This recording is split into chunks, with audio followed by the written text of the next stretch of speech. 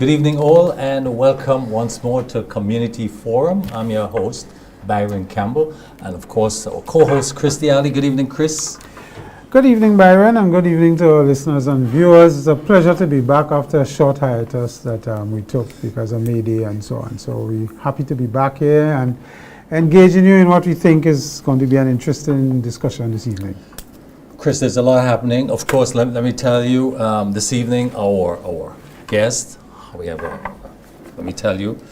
we have our guest, Dr. Francis Alexis KC and Ruggles Ferguson KC. So we have Two King Councils, and we'll be discussing constitution reform. So of course we're going to diverge in our own chit chat, our own matters, and then at the break we'll come back to this two gentlemen. Chris, it's a dry season. It's an acute one. We're in the middle of May. No rain, little rain, I should say. We had showers yesterday. We're grateful for it, but we have bushfires challenging the fire department in many communities, and we also have a water crisis. Shortage of water. Yeah, is a serious situation. This dry season seems to have been pretty prolonged. I think it started, if memory serves me right, probably around the end of January, and we're into almost June now. So we've had it, and I mean, the temperatures we have been experiencing is also, pretty high. In the 90s. Yeah. So I mean, we at a state where Nawassa systems, of course, are strained at this point, and all their reserves on the eastern side, which serves the southern side, seems to be more constrained than on the western side. The western side, Victoria, Grove, and Peggy's Rim in Sotez seem to be okay in terms of sufficiency of water. And I think the biggest issue we have is the whole fact of storage, that you hear people complaining that Nawassa don't have storage. It's a reasonable complaint, Chris. You've been on the board for a long time, Nawassa. Is that a lack of preparation? We have no storage? No. There's no water now? Nawassa have been planning for this strategically for the last 10 years. Doing the analysis to understand where the weaknesses are and what needs to be done. There are three main areas: storage, transmission and distribution line, and the age of those lines, and of course, how we could do things differently with rainwater harvesting and so on. We got money from GCF, 125 million US. That took us 6 years to get all the I's dotted and the T's crossed, legal documents and so on, and to get consultants in place. We now have things happening on the ground. If you listen to the news carefully, we have 3 or 4 storage tanks that will be erected shortly because the materials are here. We have thousands of feet of new lines. So there's hope. There's hope. Yeah. But still, look at Granite Tang Lake. It's poorly managed. The reeds, the grass is taking it over. The levels are low. Can we better manage this yes, source of water? Had done some cleaning at the lake recently, and a few years ago. The problem is that the equipment that we had at the time was the capacity wasn't enough to pull out the grass, so they had to get a bigger one in place in there because we have grass there that are at different stages of growth, so some are more hard to remove. So it is work in progress. But there's hope for next year. Yeah. Chris, the last week Tuesday, I think, there was a press conference. The Prime Minister. There's a transport commission. You took in part of the press conference. What's the takeaway? Well, I think the commission is a good thing from the standpoint that we get in structure in terms of what we want to do and the plans for transport in Grenada, the weaknesses and the strengths that we could do. So it dealt with the buses, how they're going to engage with the busmen and the private sector. They spoke about a public transport service possibly running in parallel with it, the use of EV vehicles to reduce on carbon and fuel, because I could well imagine transport is the biggest burner of fuel in the country. And they also spoke about the routes, cashless systems being looked at and to implement. I think to me the greatest weakness I did not hear much about is how the police, they are part of the board, how are the police going to improve their surveillance on these routes to deal with the issues? The busmen, when they were on our program the last time, Byron, spoke about piracy. And that is one of the reasons why they don't run late in the evening. We haven't heard significantly from the commission if that is going to be something. It was spoken about by the CEO, And I suspect they're going to put things in place to help the busmen deal with that piracy issue and how the police is going to be involved. But I think the police need to be engaged more in terms of patrols on the road. So, for example, Granans. You can't stop on Granans for 5 minutes to do anything. But what about the wardens? Because the wardens, I'm informed, comes under the commission, the management of the commission. So they have some linkage with the police and with, this. Well, when you look at our wardens now, I don't think they are as effective as they had envisioned them to be. Most of the wardens, I could talk to those in the south, when sun hot, they're sheltering on their phones. That's the reality. Yeah. They wouldn't get into the traffic to direct. If there's an accident on the road, you don't see them being deployed to deal with the congestion that will quickly develop. So I think the use of the wardens and how they're used, they don't even have a communication system, probably besides, I remember being in Parliament, we approved that for them in made an amendment to the Road Traffic Act to ensure that they could have radios and they could communicate, and even that you don't see so them. they need to be equipped. Yeah. But it's an area we should flag, Chris, and I look forward to talking to the persons on the commission to get a bit more detail about this and how is this going to work out. But this is a good thing. Gun violence, Chris, the past week, number of death results of guns, security issues. What's happening? Granted that what's happening in Grenada is what's happening in the region. There's an influx of guns, but now it's upon us. How do we deal with this? What's the way forward on this? One of the critiques of the gun amnesty is that you may have an ordinary citizen who is not involved in criminal activities that may have a firearm not legal and want to return it for fear of being caught. Yeah. But the word on the road is that these gangs are not giving up their weapons because they see it as a form of weakness of the other gang coming and take over because they have nothing to defend themselves. So that is why you're seeing this warring between them, and that wouldn't stop until they get to a point where it is. But so the gun amnesty has not addressed that in my view. But what is even more concerning, I am of the opinion, and I've been informed that the police have in their possession more than 100 plus cameras that we could deploy. And if this was a gift from China, I think it was? Yes, that's what we're told, and you will expect that if we have that, most advanced societies, for example, London, you have cameras in every crook and cranny. They are surveilled society. We are at the stage where our society probably needs to have that kind of surveillance in the hotspots where criminals operate and so on, so we could understand what is driving it, what it is, and how the police can respond. So you need to put lighting and cameras. And these cameras, could operate night or day. So even on the traffic lights, just to finish that, we have our cameras on the traffic light only to decide on congestion and to change the light, not to deal with people breaking the lights and getting charged with a ticket electronically or otherwise. Do we have the server infrastructure? I'm told yes, we have it. So why aren't we putting up these cameras to help the police with detection and resolution of crimes? There's a lot of things to talk about. Look, the latest news from Gaza, Chris. Middle East, is that the Israel is now invading back into it. Well, they never left really, but they are now. The reports from the UN agency says it's a catastrophe. It's a disaster. Is the world failing mankind? Where's the humanity here? Well, Byron, I have always disagreed with you in one aspect. We have failed the Palestinians, the world, and we have been at the heyday of the U.S., the Europeans, and the English in terms of supplying arms and ammunition. Look, President Biden just recently announced that if Israel was to continue what they're doing there in that part of Palestine, I can't remember now, he's going to restrict the amount of military aid he provides. But Israel tell the U.S. president, go ahead and do what you have to do.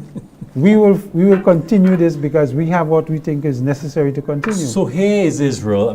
So we know about terrorists, but here is Israel that is operating like a bandit country, banditry. Turkey, South Africa, even Belize. Our own Belize have several diplomatic relations. If withdraw the ambassadors. Should we be doing the same thing? Should the world be telling Israel, look, you can't continue indiscriminately killing people? Collective punishment, women and children, and majority in the 38,000 people that's been killed so far. That's known about. Byron, the world have said that through the UN. And it makes no difference to Israel. So I don't know what. So that's what I'm saying. So we therefore must isolate Israel, withdraw our recognition of Israel as a state. Well, some of us have gone the other way and recognized Palestinian as a state. Yeah.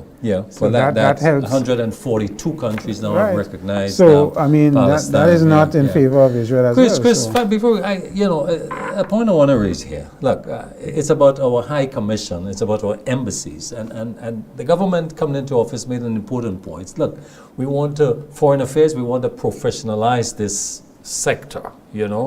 Recognizing the economic returns that could come from this. So the government announced opening an embassy in Ottawa, the capital of Canada, which I think is a good thing. It's an economic decision. There's a cost to it. You have staffing, you have housing, entertainment, another cost, salaries and so on there. So it's a good thing. It's a major city. We have our diaspora, particularly, is maybe more than the population of Grenada. It's large. The question is, what are the skill set for High Commissioner, Chris? Because the disappointment we have there is Sylvester Qualley. So I'm just asking the question. Does he have the competencies for he's the chairman of the party? Okay, fine. But this is a professional appointment. Government says we want to professionalize this sector. What is his name to fame? Why? I mean, well, Chris, the question, you have the answer to this? I have absolutely no answer to this. I mean, I am like you. Concerned is more of a political appointment than one that speaks to the gentleman having a professional background in international relations and other things and diplomacy to give him such a high office with the level of responsibility. And then, of course, you have to weigh the cost-benefit. Was it better to go to Ottawa than to go to Ontario? Is it, from a touristic point of view, is he going to be able to get, the kind of returns we want? Canada being a market, tourism doing very well now. Is it that we could get more people out of Canada coming to visit? Are they going to get air flights, carriers to come at a better rate?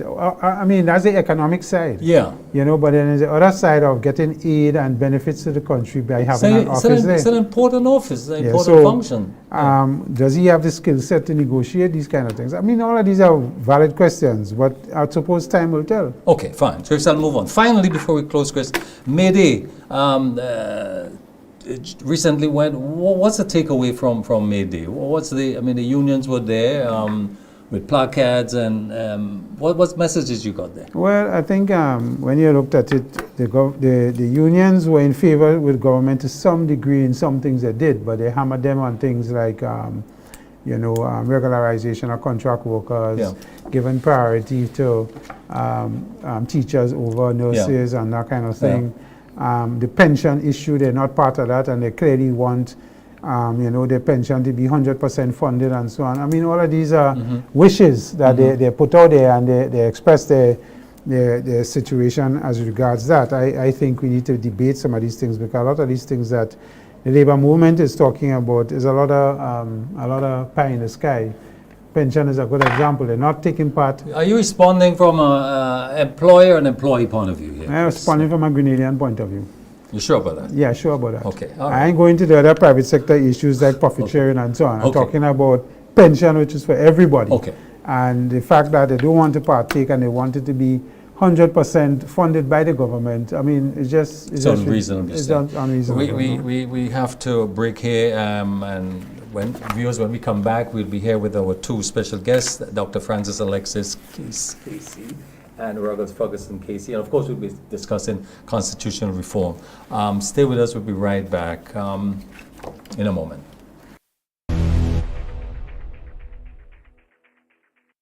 At Maitland's Motor Sales and Rentals, we sell engines for all mixer vehicles: Toyota GT Corolla 6-speed, Toyota MR2, and Evolution 3. We've got transmissions for Toyota Noah, 2.0 Suzuki Escudo, Toyota Corolla, windscreens for Grand Vitara, 2 and 4-door Escudo, Toyota Corolla front and back, and Suzuki Escudo wheel covers. Also available are motor oil, oil filters, crystal headlights for Toyota Corolla, brakes for all makes of vehicles. We sell C16 and Q16 racing fuel. Special prices on oils and accessories for customers who purchase vehicles from us. You're never left undone because we source the part if we don't have it. Maitland's Motor Sales and Rentals, empowering people through mobility.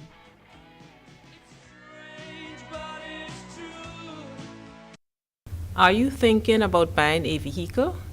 Did you find a company on social media? Stop. It may be a scam. Look out for the following red flags. Is the price lower than other dealers? Does it seem too good to be true? Are you sending the monies to the US even though you are ordering the vehicle from Japan? Does the address on the invoice match the address on the payment details? Are conversations limited to WhatsApp text? Is there a sense of urgency placed on you by the seller? You are about to be scammed. Do not take your hard-earned cash or even worse, a loan to send to these scammers. Once the money leaves Grenada's shores, you are not likely to get it back. Consider buying a vehicle already on island from an individual or a car dealer. Beware of these scammers. If in doubt, it's best to stay out.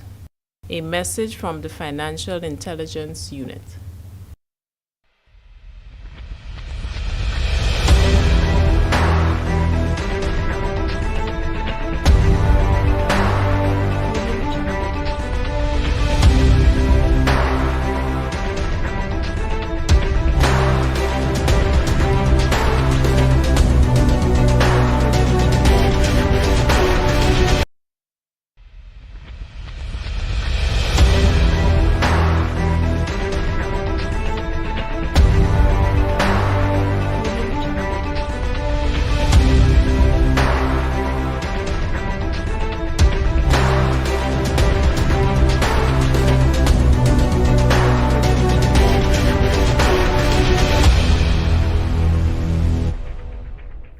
Welcome back, viewers, to Community Forum. As I alluded to earlier, we have indicated that we have two senior attorneys in Grenada in the name of Dr. Francis Alexis and Ruggles Ferguson, both KCs. And they are here this evening to discuss with us a document that was put out recently called Citizens for Constitution Reform. And I think historically we know when we try to make changes to our constitution and what was required for the changes to go through, we were unsuccessful. You may argue that there was some political connotation to that is one way or not. So Dr. Francis Alexis and Mr. Ferguson is here this evening to tell us what are the things they're looking to do with this document that was presented to us, Citizens for Constitution Reform, and whether or not there is avenue within our constitution to have changes made that doesn't require a 2/3 majority of the population when they vote in a referendum, and if there's probably another way to do it apart from going through a referendum. So gentlemen, good evening and welcome to Community Forum. Glad to be here. Thank you very much. Thank you, Chris. I must say you, Byron and Chris, you shooting from the hip, from China to Canada, from Gaza to Grenada, We're everywhere. Antarctica. Exciting stuff. Keep it up. Thank you, Doc. Thank you. So Doc, let me start with you, and probably you could give us an oversight of the Citizens for Constitution Reform. It says you are the convener, and what are the main objectives for looking at this document, Citizens for Constitution Reform, and how it's going to impact what we want to do on the Constitution? Our main mission in CCR is to promote public education on the Constitution and to foster public discussion on the Constitution. That really is what we are about. The last time when we had big debate on the Constitution, when the last government tried to get some changes made, one of the things was that people was never excited to discuss things of the Constitution because they probably found it as a boring topic, except when, of course, the document was put out on the things that we want to change. Then you had a lot of discussion coming about. How is it this group is going to do this differently in terms of the education of our people and to get them excited about our own Constitution? Let's look at the group, the capacity of the group. We have, of course, Ruggles Ferguson KC right here, Lady Anande Joseph, Professor Dr. Wendy Grenade, Paul Roberts, Jerry Edwin, Joseph Ewart Lane. I bring up the rear, get you to 7, lucky number. What you notice about this group, there are 4 practicing lawyers on this group. 2 of them are cases. There is a law researcher, so that we bring to the table our day-to-day capacities in the law. We understand what people look for in a discussion on the law. Lady Anande Joseph has been involved in constitution reform in Guyana successfully, and here in Grenada too. Professor Wendy Grenade, I would describe her as a social scientist, a former lecturer at Kayville, and now professor here, senior lecturer at Kayville, now professor here at St. George's University. Paul Roberts is in, like you guys, the media. And the others are mainly lawyers. Joseph Ewart is an excellent law researcher. We think we have the capacity to put it forward.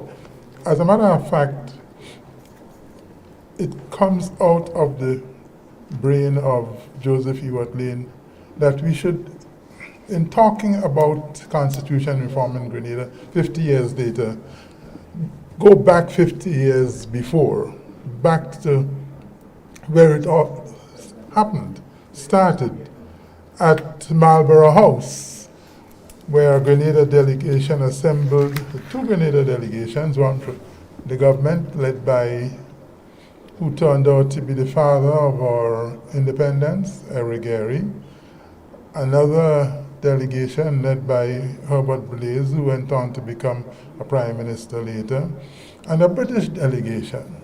So we are kicking off our activities going back to that house, the debate, which had to decide primarily at Marlborough, should Grenada become independent? The other main issue was, if Grenada was going to become independent, by what route? Namely, should the British make an order in council amending the old associated state constitution, or should there be a referendum in Grenada? And when you look at a number of things that were said at Marlborough, you get the echoes still booming here in Grenada 50 years later. So we are here to discuss that.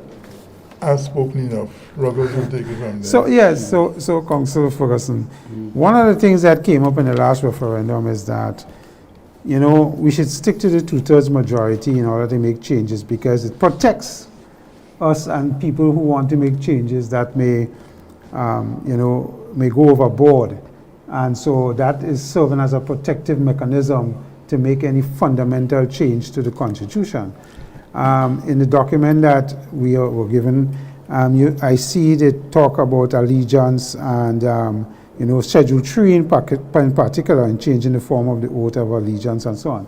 So what, in your view, is this school of thought that, you know, the 2/3 there to protect us from our own selves? That's it, the 2/3 referendum? Yeah, Yes. And as Doc indicated, that has been an issue going back 51 years, because one of the first proposals, among the first proposals of the government delegation at the Marlborough Conference in 1973, in fact started May 14th, yesterday marked 51 years, was the abolition of the referendum requirement. And that was staunchly opposed at the time by the opposition delegation. We have lived with it for the last 51 years, and we have attempted on 2 occasions, November 9, 2016 and November 2018. We have had, in 2 years, 2 referenda, one focusing on the 2016 referendum on 7 different items. Then including the issue of fixed date for elections, election and boundaries commission, term limits for prime minister and so. And out of that, it was felt that there were just too many items on the table in 2016 for people to really assimilate, internalize, and give an informed vote on. And the CCJ bill did the best, among the best, in the 2016 referendum. So a one-item issue came up in 2018, and the CCJ in principle was supported by both government and opposition. But as you see, it was rejected, that referendum requirement.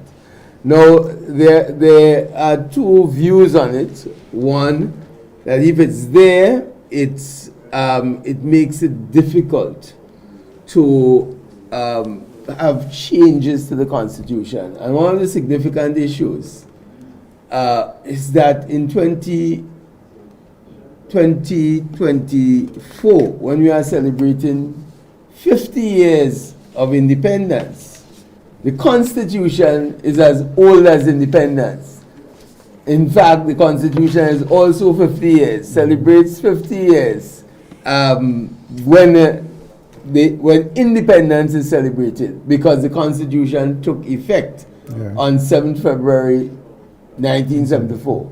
And in those 50 years, there has not been one single change to the Constitution, which is supposed to be a living, breathing document reflecting society.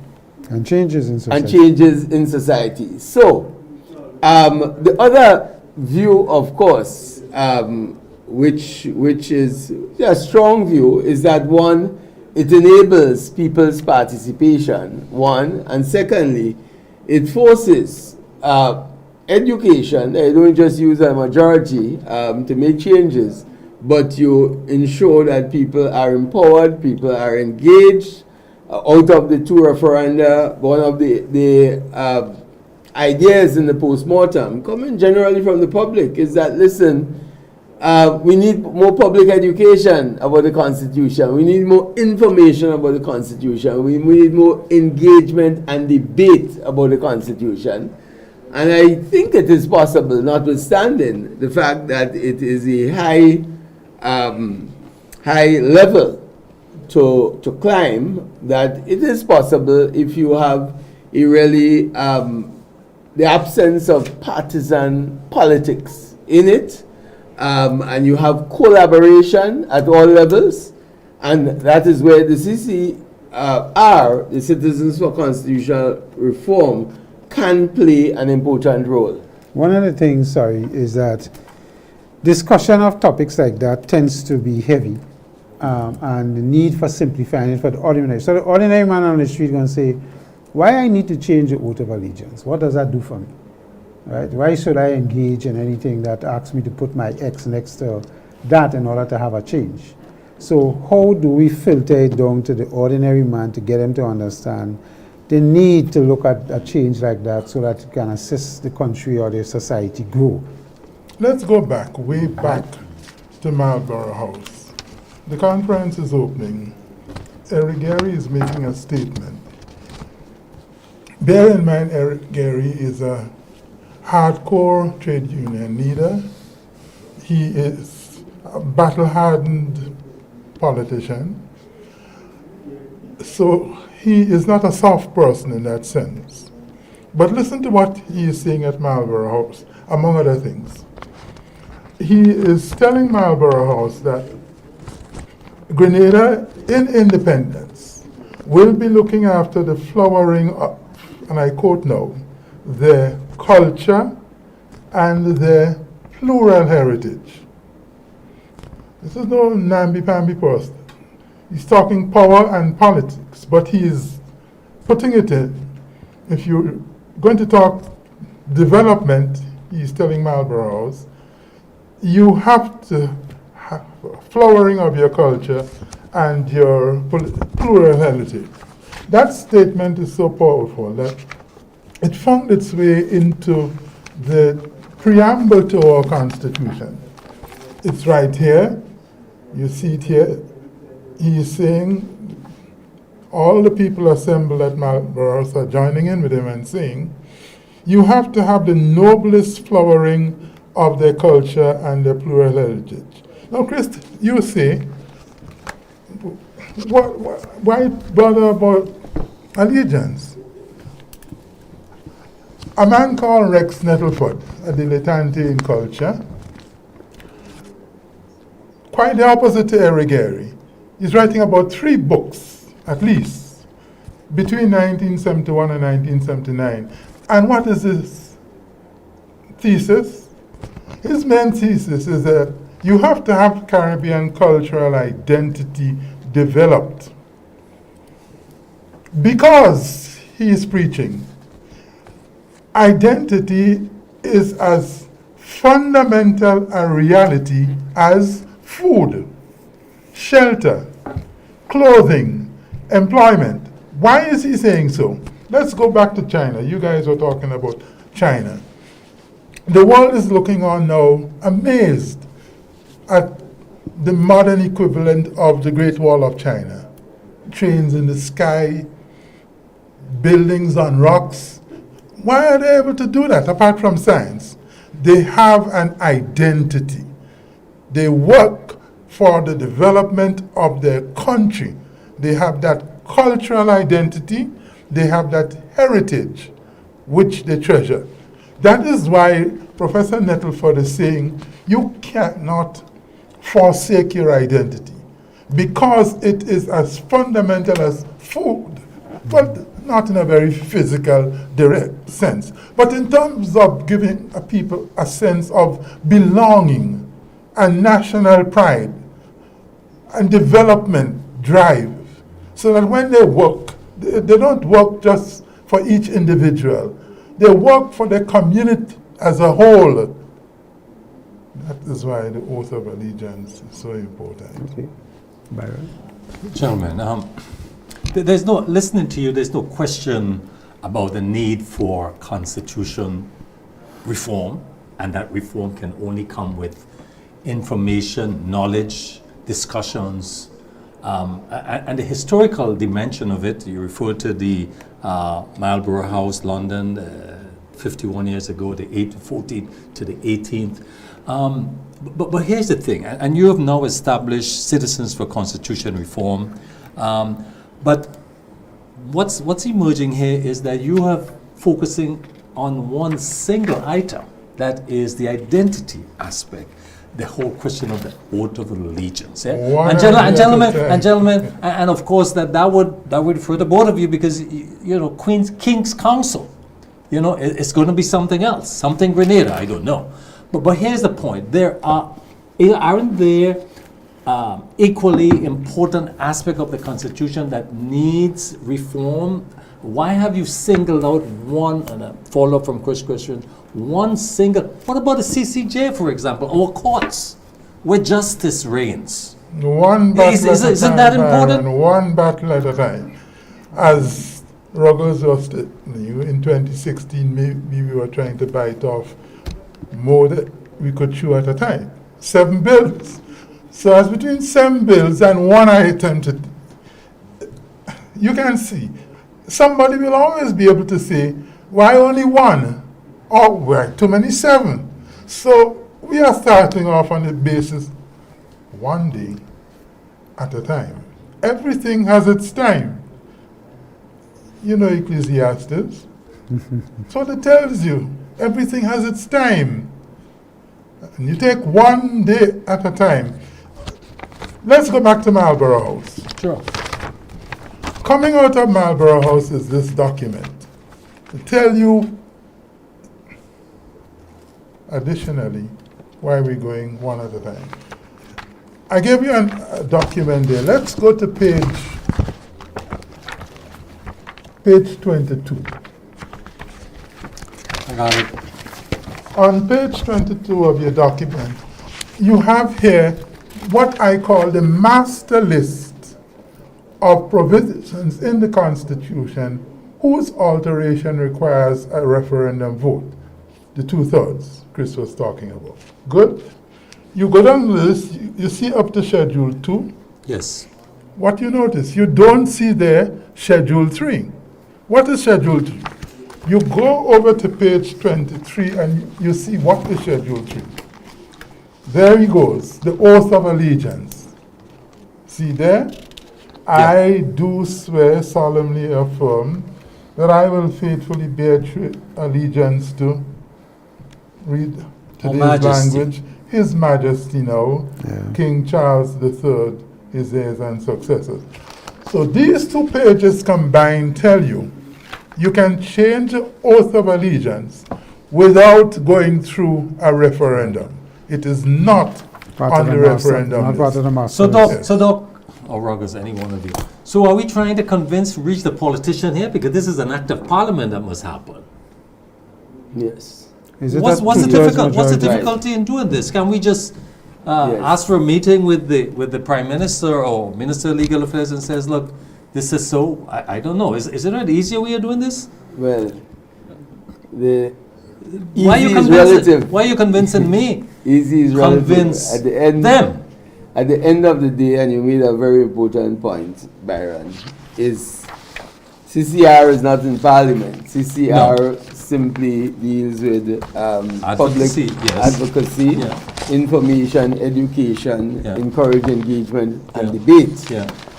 But at the end of the day, it's for Parliament to pass the law.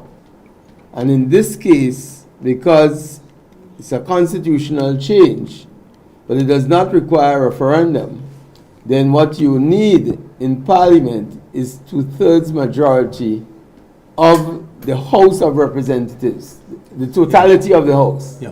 Totality of the House is 15, so you need at least 10 in support. But on a matter like that, you wish to have everybody, unanimous vote, Yeah. all 15, in favor. So that's part of what we are doing and will continue to do, lobby both the government, the opposition, and even assist in drafting of bills, proposed bills to send forward. So it's not just about sitting on the sideline and say, well, do this, do that, you almost do this or do that. We want to lend as much technical support as possible. But the education part is important because even for this, you know, people raise the issue, all right, if you no longer swear, have an oath of allegiance to the king, would then members of Her Majesty's prison get pay? Or the Royal Grenada Police? I mean, amazing things that you wouldn't even think will cross the minds of people. But these are serious issues for them because we have been indoctrinated, inculcated to think a particular way, that if we don't have this big daddy out there, we can't survive. Gentlemen, many of us are embarrassed. Maybe I'm talking about myself also. To be the subject, I am the subject of a king or a queen. And I live in Grenada, the Isle of Spice. But I want to 50 go years back, after independence. 50 years after independence. Yes. But what's the relation with, because Doc, you talk about the historical dimension of it. Certainly the colonialists, going back to slavery, with the emancipation, so-called emancipation of slavery, the slave owners got paid. What did we get for our independence? How were we rewarded? How did we, what happened? But the other thing I want to talk about, when I look at the Hansard for the Marlborough House, it was documented there that the Constitution would be drafted by learned West Indians. Did this actually happen? Who drafted, what role did we play in the actual drafting of the Constitution? You're saying a lot of things there, Byron. Yeah. And I want to go back to the first thing you said, which was answered in a manner of speaking. That we should be trying to convince the members of Parliament. And as Ruggles said, it's not just a matter of passing the bill. You take the opportunity to discuss the Constitution. Yeah. We did draft a bill. CCR, Yep. a complete bill. We engaged the Prime Minister on it. He kindly afforded us time to brief him on it. A complete bill. The leader of the opposition also kindly afforded us time. This is dealing exclusively with the Oath of Allegiance. With the Oath of Exclusively. Allegiance, yeah. Fine. Okay. We gave him a briefing too. So we gave a briefing. We presented a comprehensive bill on the Oath of Allegiance. Yeah. We briefed both the Prime Minister and the leader of the opposition. But as Ruggles is saying, it's not simply a matter of getting the bill passed. We are taking the opportunity of discussing the Constitution. For example, let's go back to the document. Yeah. We're back at page 22. Yeah. Page 22, part 1, Roman numeral 2. Yeah. The last section there, 57. That's correct. That's very important. I'll tell you why I say that. If you turn to page 16 of the document, you will see what section 57 says. Page 16 Yeah. of the document, section 57(1). Yes. The executive authority of Grenada is vested in Her Majesty. So you realize you can't change this without a referendum. Therefore, when somebody goes about and says, Ruggles and Joseph Edward Lane and Francis Alexis want to abolish monarchy, not so fast. Because you can't abolish the monarchy for Grenada, section 57, without having a referendum. That's I will be interesting. happy to participate in a discussion on the subject, but not yet. Time for everything. That's not the time now. So do not be misled by anybody coming in. That's a telling critical you, point, Doc. Yes. Yes. That we're trying to abolish the monarchy, as they will see, through the back door. We're not trying not to so. do that through the back door or any door, not at this time yet. So you have the assurance you cannot abolish the monarchy in Grenada without a referendum. So then you ask me, well, why change the oath? I plead precedent. We have precedents all over the Caribbean. It started in Jamaica. In 2002, the Parliament of Jamaica changed the oath, so you now swear to Jamaica. But His Majesty still has the executive authority in Jamaica, so there is no inconsistency. Next door in St. Vincent is the same thing. You swear to St. Vincent, but they still have His Majesty there. Executive authority. Executive authority. So St. Vincent, St. Lucia, Jamaica, Belize. Confining myself now to monarchies. You swear to that respective country, but the king is still the monarch. It's an important distinction. It's a here. very important distinction.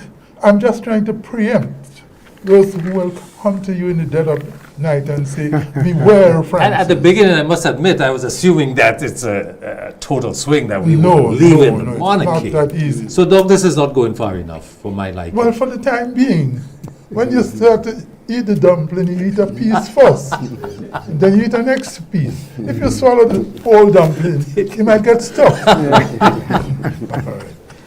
So I wanted to make that point. Yeah? Yeah, I think it's a critical point. I Thank you. want to ask a stupid question, if there is that. You know, this No stupid question. this two-thirds majority in a referendum from our populace in order to make change to the Constitution, can we change that? Or do we need to have a referendum That's to a change big that? question. Yes. One of our members, Joseph Edward Lane, thinks he has a solution to that, to change it without a referendum. I say, no, you can't. You must have a referendum to change the referendum section. The referendum section is 39. It's in the bond. You don't have to go there now. Okay.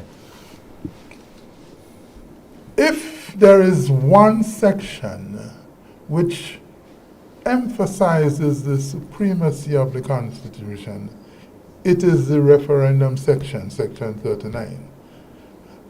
It is not a simple clause saying this is the supreme law of Grenada. Back in 1962, when Trinidad and Tobago became independent, their constitution did not have any kind of supreme law clause, none. At least Jamaica did use the word supreme law, but at least the constitution said, if any other act or law is inconsistent with the constitution, this constitution shall prevail. It didn't say the constitution is supreme. Trinidad and Tobago didn't even have that kind of clause. Nevertheless, when the parliament there passed the Industrial Stabilization Act, you might be interested in that, that act was challenged. And that raised the whole issue of whether the Constitution is supreme. As a matter of fact, the Eric Williams government went to court and said that because you didn't have a supreme law clause, the Constitution is not supreme and Parliament could change it as it wants. The Warning Court of Appeal said, get you out of here. The Constitution is supreme because you can't change it as you want, among other things. So it is that supreme law clause, it is the referendum clause which undergirds the supremacy of the Constitution. So if you want to change the supremacy of the Constitution, you must change the supreme law clause. And you cannot change the supreme law clause without going through a referendum. Let's go back to the document. Yeah. This time we're going to section 39. Let me get that for you very quickly. Page 39. It wouldn't be page 39. Okay. It's section 39. You'll find it at page 13. 1-3. Yeah, got it. And go over now to 1-4, subsection 5. This is the engine clause of the Constitution. This is the engine phrase of the supremacy of the Constitution. This subsection 5 here in section 39. Notice it says a bill to alter this section. This is the referendum section. A bill to alter this section. Section 1 to the Constitution, and we looked at that several times already for the night. And go down to C now, in that same subsection. The bill has to be approved on a referendum. So to change the referendum clause, you must go through the referendum. Because I want to ask you something that I heard today. In the Jamaica Parliament, the leader of the opposition indicated to Prime Minister that he would not take part in any referendum that looks to have the CCJ as a final appellate court, because he is of the view that the CCJ, or the Privy Council, is not part of the mandate of their constitution to have them as the final court. So he is suggesting a 2/3 majority in the upper and lower house of parliament should be sufficient to give them access to their final appellate court and not go through a referendum. Right. I actually read that article earlier today.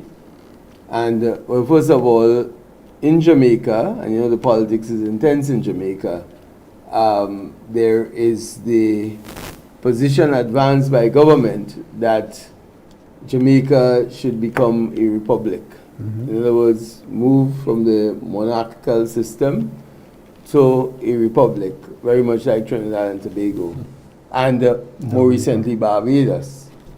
And you need a referendum for that, and you also, well, you need the support of the opposition. And what the opposition was earlier saying is that we will support it, but you must add CCJ, because it's time for Jamaica to move to the CCJ as the final appellate court. I think the opposition leader was making 2 points, basically. Yeah. He's saying that the Constitution does not require a referendum. So, if it does not require, why hold it? Because if you hold a referendum, the whole issue will become divisive, politically divisive, where politics will take over and it would not succeed. If you notice, the issue of the CCJ we have two jurisdictions of the CCJ. We have the original jurisdiction that deals with the interpretation of the revised Treaty of Shagarama. So any issue that arises in terms of free movement of people, capital, labor, etc., you must go to the CCJ for an interpretation of that treaty. Now, all the countries of the Caribbean, minus Bahamas, I believe that we are all members of the Caribbean Court of Justice in its original jurisdiction. And we have taken two matters, two freedom of movement matters in the CCJ. I was involved in the first two matters taken to the CCJ involving freedom of movement. However, so we are already a member of the CCJ. Yeah. We paying for the CCJ because we are a member of the original jurisdiction.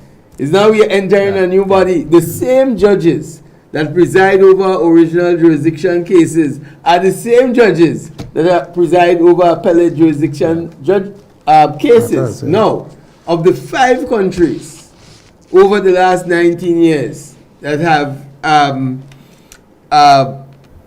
assented to the CCJ, you have Barbados, Guyana, Belize, Dominica, and more recently, St. Lucia. Yeah. And none of them required a referendum. They are all 5. Grenada is out, and Grenada is seen as forward-looking, and Grenada opposition and government historically over the years have pledged support for the CCJ. So, had there not been a referendum requirement, Grenada, I dare say, would have long been there. And a member of the appellate jurisdiction. So what is your thoughts on that principle that the leader of the opposition in Jamaica is exposing, that you don't need to go to a referendum, you could do it through Parliament? Well, yes, he's saying, listen, if you can do it through Parliament, let's not go to a referendum because the issue will get lost in politics. I think that was the basis, because even at times you could have a referendum when the law doesn't require it. There is some position or law the government wants to pass, or some establishment policy. Yes. So you say, let's go to a referendum. You don't necessarily need it. But so what the leader of the opposition is saying, if realistically we have to go to the CCJ, then let it be government and opposition agreeing in Parliament, because once it goes to a referendum, Jamaica would not be headed to the CCJ. So, Dr. Alexis, does our constitution give us that flexibility to do that for a CCJ, say, final appellate, based on what is being said by the leader of the opposition in Jamaica? Is it On the issue of fundamentally the same or different? On the issue of going to the CCJ, Grenada is identical in its provisions in the Constitution with Jamaica, identical. Go back to our famous page 22, The master list? the master list. These are the sections which require referendum. Yeah. Go to Roman numeral 6. Chapter 8, 8. Z3I8, except section 104. Now, section 104 is the provision which relates to having appeals to the Privy Council. So, on its face, this is telling you, you don't need a referendum to abolish appeals to the Privy Council. This is exactly how it is written in Jamaica. Exact. Therefore, if you take a literal reading of this, what the leader of the opposition in Jamaica is saying is correct. But, a big but here, not so fast, when the Jamaica Parliament did exactly that, the case reached all the way to the Privy Council in a case called Jamaica Council for Human Rights and Marshall Burnett. I'm sure Ruggles will put it up for you there now. Yes. And what the Privy Council said is this. 1, if Jamaica is just pulling out of the Privy Council, it does not need a referendum, just like our Section 104. But, a bigger but here, if they're moving out of the Privy Council, but going into another court, that will affect referendum and trench provisions. And it stopped there. Now, that's crucial when you talk about identity and development. The Privy Council began its decision by saying, we have no vested interest in this case. If Jamaica wants to move out of us, they could do that. But we have to abide by the Constitution. At the end of the case, towards the end, they asked all lawyers to give them written briefs on how Jamaica could get out of the Privy Council and into CCG. All the lawyers provided the written briefs on the subject. And with the briefs in their hand, the Privy Council judges then say, thank you very much, but we're not going to answer the question. So nobody on planet Earth knows what is required for Jamaica to get out of the Privy Council and into the CCG.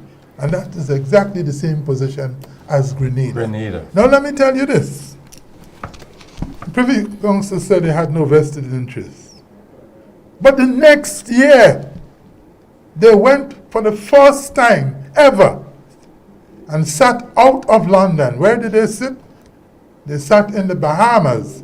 And from the Bahamas, unseemly, I need a stronger word than that. You use any word here, dog. Yeah. Good. Publicly said, Bahamas, don't get us out of your country. We like serving you. You think they are talking only to the Bahamas? From the Bahamas? No, they're talking to the whole of the Caribbean. And I can take you through judgments of the Privy Council, in which they are obviously campaigning to be allowed to remain in the Caribbean.